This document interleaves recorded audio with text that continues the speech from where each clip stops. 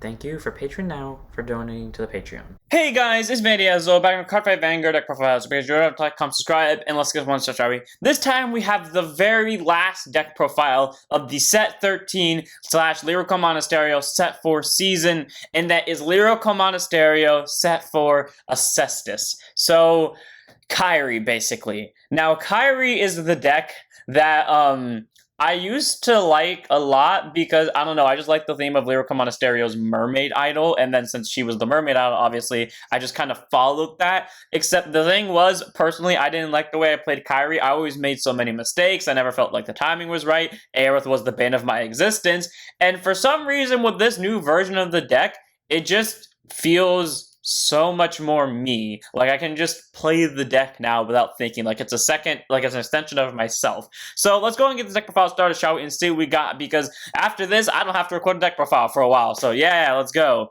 First up today, we have our starter in Acestus Mion, Great Zoe Boost, 5k Shield, 6k Base, Auto Road Time for 1 second, draw a card. Standard starter, now this is just a free draw if you win second. You can really run any starter you want in this deck. However, I do recommend running Mion as the starter, simply because with one of the cards in this deck, you can consistently send back Acestus and your drop zone back to your soul. That kind of tells you what one of the cards in this deck is, if you have played this deck before, or if you just pay attention to reveals. And, you know, when worse comes to worse, you want to be able to have as many Acestus as quickly possible to send to soul, especially, and soul blast them out. So, you know, just in case, run Mion as a starter, because you never know when only your starter is going to be the card in drop zone, or maybe you mess up and you forget about it, and you would really want that starter to be an Acestus just to make sure. So one of her in the right deck.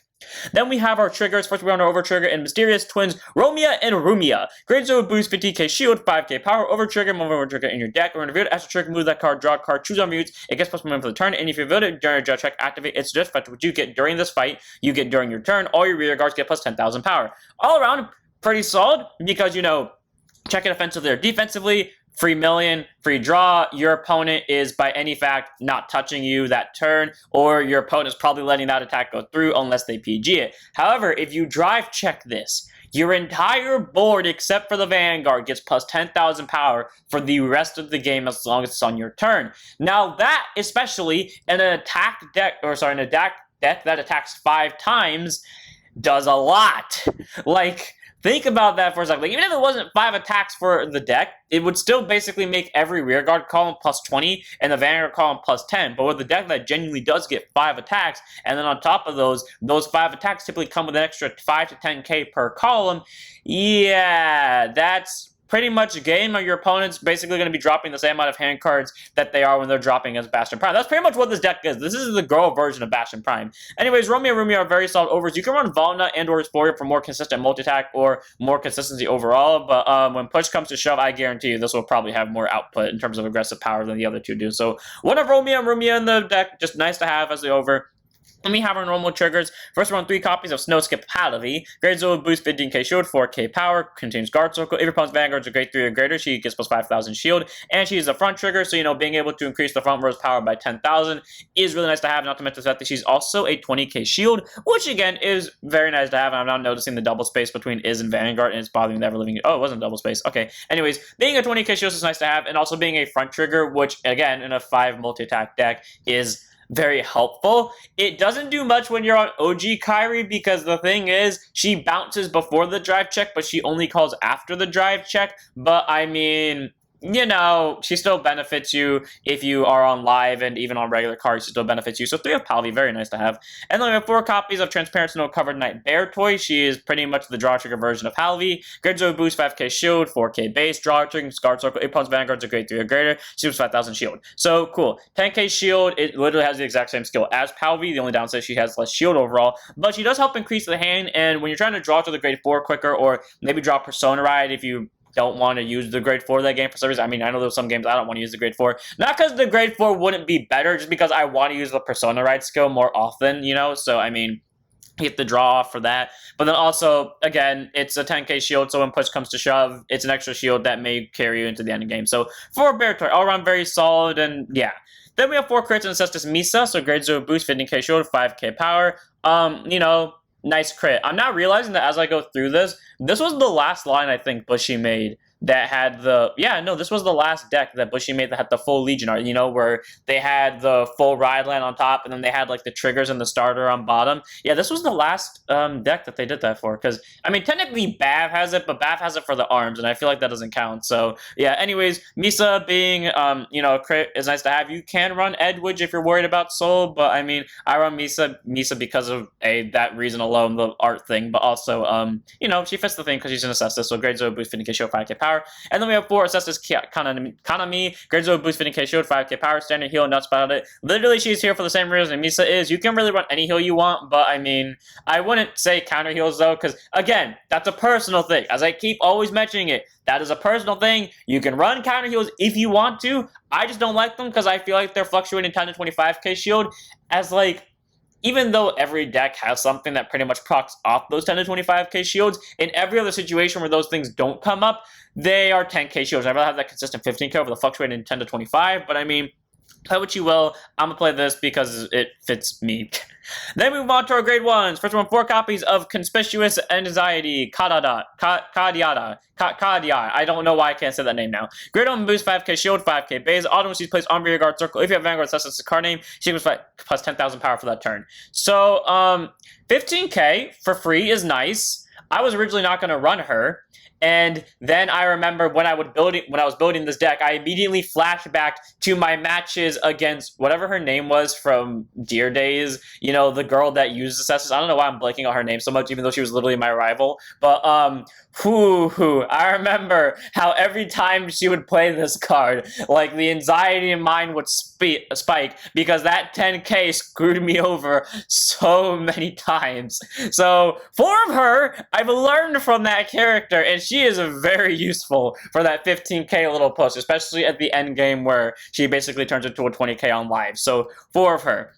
I move on to 4 copies of Next Step La Plume. Grade 1 boost, 5k shield, 8k base. Auto when she is placed on the rear guard circle. If you have a Vanguard with Assassin's and its card name, choose a grade 2 less card from your soul with Assassin's card name and may call it an open rear guard circle as rest. The other reason you want to run me on, just in case, you won't call her most of the time from that effect, but worst case scenario, if you have to call something and you need a rear guard, and you don't have a normal one, like the grade 1 or the grade 2 in Soul, you can call me on. Anyways, call the grade 2 or less. You may call it an open rear guard circle as rest if you want to. And if you called this card during the battle phase, stand the called unit. So, all around, pretty solid because, Kairi focused on superior calling during bouncing and superior calling during battle phase and opening up rear guard circles, and therefore that means you can get an extra booster or an extra attacker out of this, and not to mention the fact that you will get like a better column overall. 4 of Laplume, she's really good. She does it all for free. She's just a really great grade 1, and I love her out of 4 of. And then we have 4 copies of the PG and Diva of Refreshing Calm, Christine. So before I get on to her effect, if any of you have been here long enough and you've seen enough of my deck profiles, you know that unless it's on accident, most of the time, all of my cards are ordered by the amount of copies they're in. So the fact that we're at the PG alright, and typically the PG always comes before the, or like the last 4 comes before the ride deck, and hint, the ride deck card is next, which means that's all for grade 1s. So for those of you wondering why I'm not running the grade 1 that Superior searches Kairi, it's because it's a promo. And for those of you that don't know, after a certain point, I think it was with Leonorn in set 5 specifically, when someone told me a card was a promo, I was like, I want my decks to be more readily available if people for some reason chose to copy off of me, which I don't recommend you do, but if you want to, you can. And because of that, I choose not to run promos in my deck until they are confirmed to be in English. Because when they're confirmed to be in English is typically when they're about to be released. So, for the record, I would run that grade 1 and I would straight up replace this in a heartbeat for it, but because it's not here, I'm not running it, but do know I would run it. So 4 of Diva Christine, grade 1 boost, 0 souls, K base, can choose settle, you have 4 suns in deck, on put on guard circle, choose one views, it cannot be to battle, and if hand is 2 or more cards in, choose a card from discard it. Jesus Christ, I almost stopped breathing for a second. Okay, anyways, all around, very solid skill. I mean, if you early game rush your opponent, because both of these proc off with the Vanguard being an Accestus and the entire line's Accestus, you can proc off their abilities in early game rush, and then when your opponent counterattacks you, because you dropped yourself down to 1 hand card, you can throw down Christine, give your opponent the middle finger, because you no longer have to discard for the PG's effect, meaning you're safe for the entire turn. All around pretty solid PG. You can really run any of the PGs from Lyrical Monasterio because they all have the same skill, but I prefer Christine because she fits the theme, so 4 of. Then we have the last grade 1 in the deck, one of in the red deck, none in the main deck, of Acestus Nanami. So grade 1 boost, 5k shield, 8k base, auto when placed on the Vanguard Circle. You may choose a grade 1 card from your drop zone, call it to Rear Guard Circle as rest. I blame Aerith for this card. And for those of you that don't know what Aerith is, it's that grade 2 that was released all the way back in set 1 with Kairi, where it's Counterblast 1, you can call in if your swings and if you're on specifically assessed as Kairi, you can call, if she's being boosted, Counterblast 1, call a card from your hand to open Rear Guard Circle. Now, if you're wondering why either of those two have interest in each other, every single deck I have played with Aerith in it. I don't know why, but it's every single deck I play with Aerith in it. I always forget that this skill works like that, because it has to be grade 1 or less. And typically in every other deck I play in D, I will always discard a grade 1 or less on my first ride deck, probably a trigger. But for some reason, in this deck, I never did. I would never discard Aerith, but I know Aerith would always be in my hand when I would do that. And I don't know why, but I would always forget that she could call something, meaning I would waste my ride deck. And suddenly, in this version of the deck, the one variant I don't run Aerith with, oh, look at that, I don't make that misplay. I don't know if it's because I've actually gotten better, or if Aerith really was just the thing that was holding me back, because as I said earlier, I always misplayed with Aerith's timing. So, I mean, it is what it is. And this other skill is auto when placed on Rear Guard Circle from anywhere, gets 2k power for that turn. Cool. Call from Soul via La Plume skill, call her from hand, call her from drop. If you find a way to do that, she'll get plus 2k power. All around, pretty solid. He basically makes your ride deck free for the turn you place her, and technically makes so you didn't pay a cost for her at all if you go into Kiora. So, I mean, all around, very solid grade 1, recycles your cards in worst case scenario. If you have to discard a PG for ride deck, you can. So, one of them Nanami in the ride deck, none in the main deck, because you can call it from Soul if you need to, and she makes ride deck free, so pretty solid grade 1.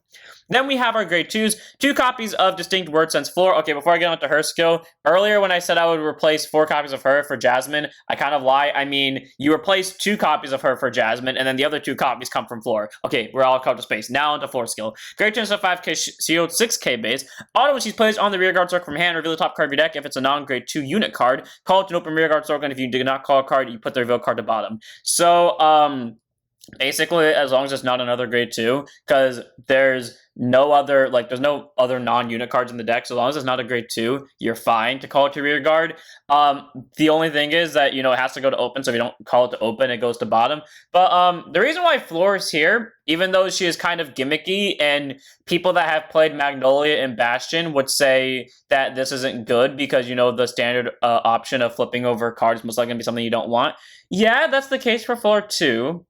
But also, for those of you that don't know me and I play Bastion, I, for some reason, have really good luck with Floor and by default with Bastion. In fact, with Bastion, if you've all been paying attention to every Bastion video I've made, I have recently not seen a single trigger off of Fort's skill. And the last time I did that, I literally complained about it because I missed calling a trigger off that, because that's what I found fun about it.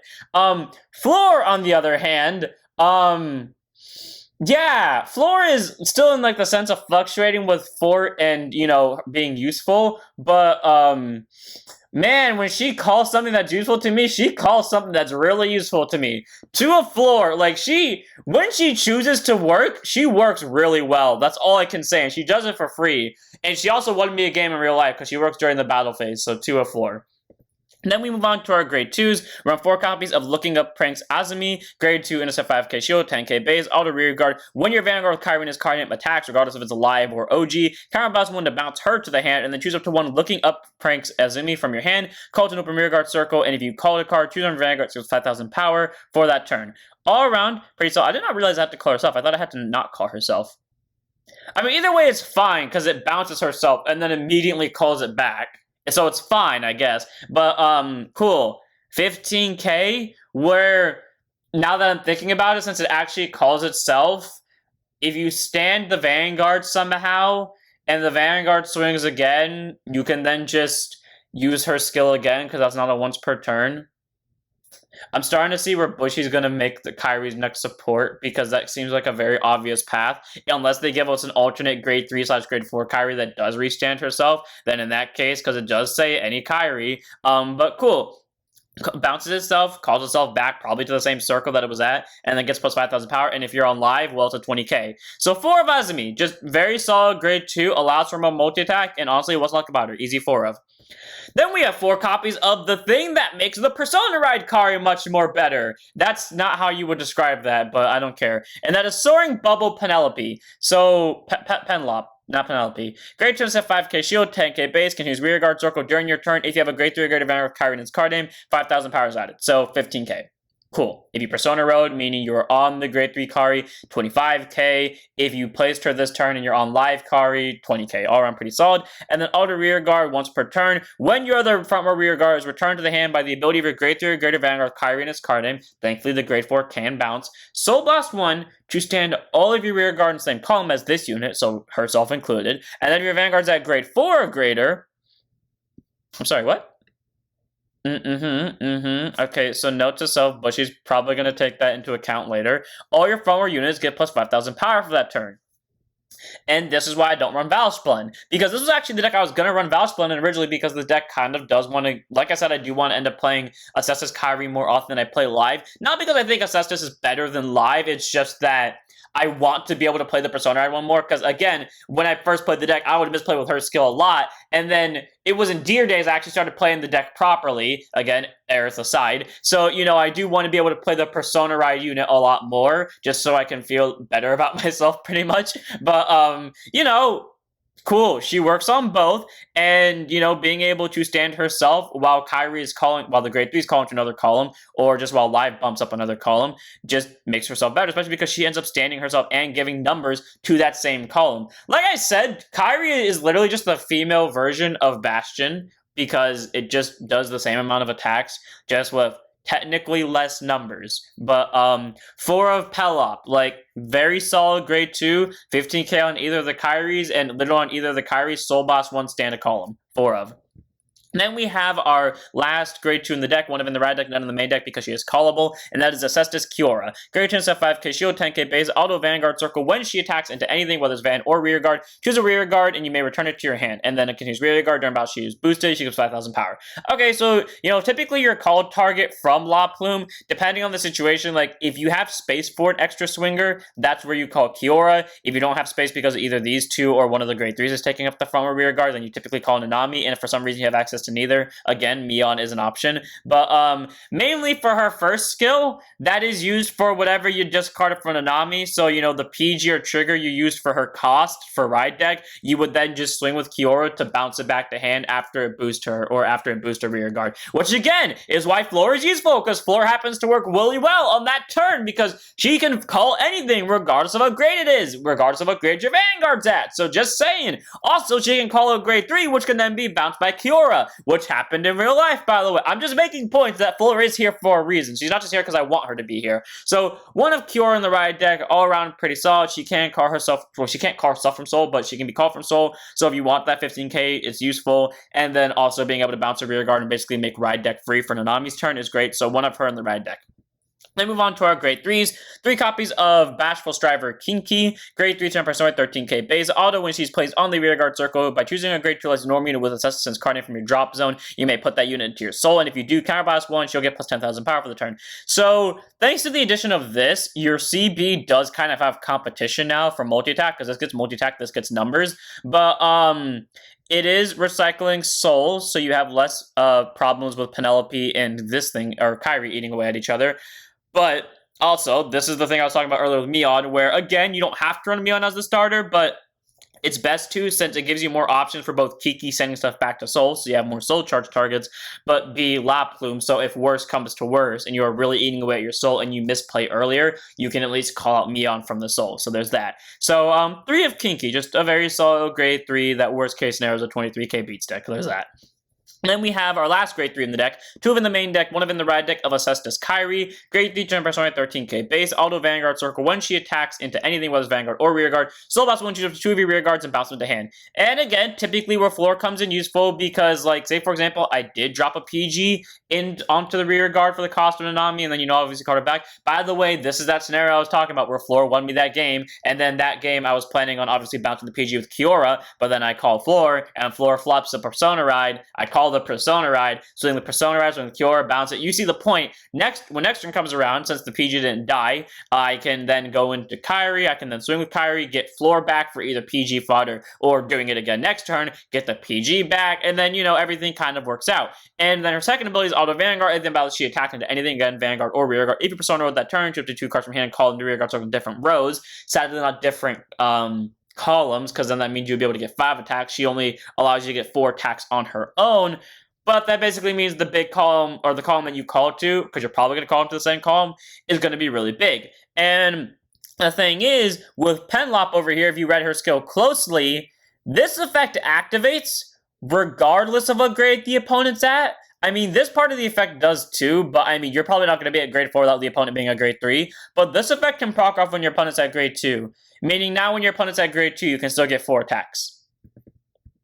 Just saying, that is a valid option that you could do. Also, if you have this on Rearguard, you could technically get 5 attacks, so there's that too, if you're willing to bounce back center. So, all around, 2 of Acestus, Kairi in the main deck, 1 of in the rad deck. She has Ops for Persona Ride, so you can actually activate her skill if you want to. And, you know, when she swings, she just bounces the stuff back to your hand on Rearguards. So if you have important Rearguard you don't want your opponent to get rid of, or you want to trigger skills of, say, for example, Penlop or Azimi, you can definitely use their skills. So, 2 of in the main deck, 1 of in the red deck, all around very solid.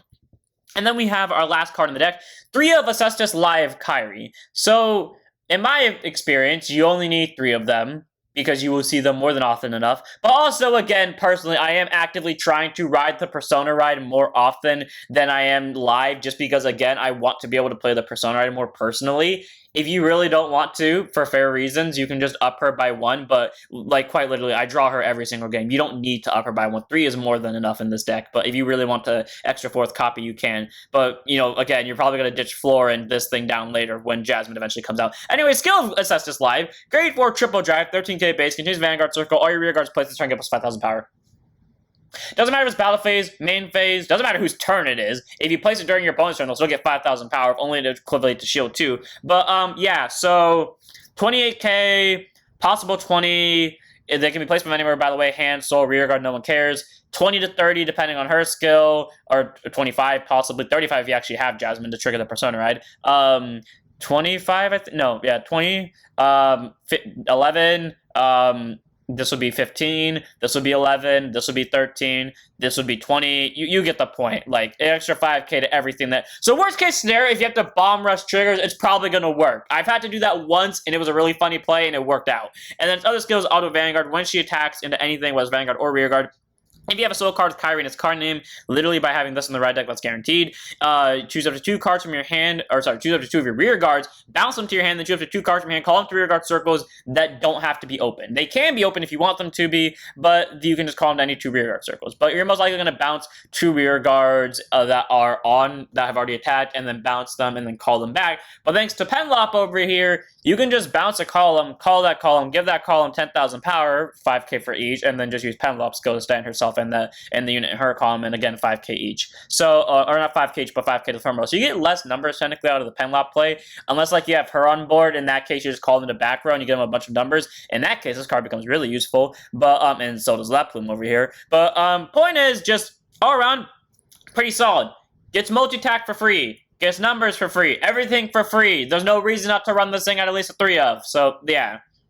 That's it for the deck. I hope you guys enjoyed. All around, this deck is like fun to play. Again, I found the deck fun to play regardless, just that I made a lot of misplays in terms of timing with it, and I don't know if it was Air's fault or not, but like considering this is the only version I don't run Aerith in, and this deck is almost the exact same as it was in the set 2 variant, I am willing to bet it's probably Aerith's fault in some way, shape, or form. But yeah, no, the deck feels good to play. You get rear guards out the wazoo, you bounce them back, you get numbers, you get multi-attack. This is literally just Gino from Bruce, honestly. And again, and like I said, it is just playing female Bastion, especially if you pull this. So without further ado, I'm just want to hear, and I hope you guys enjoyed this series of deck profiles. When we get to set 14, I have no idea. But without further ado, I'm going to end this one here because my throat is killing me. So I'll see you all in the next one. Don't forget to like, comment, subscribe, join us on Twitch, and don't forget to stand up your vanguards.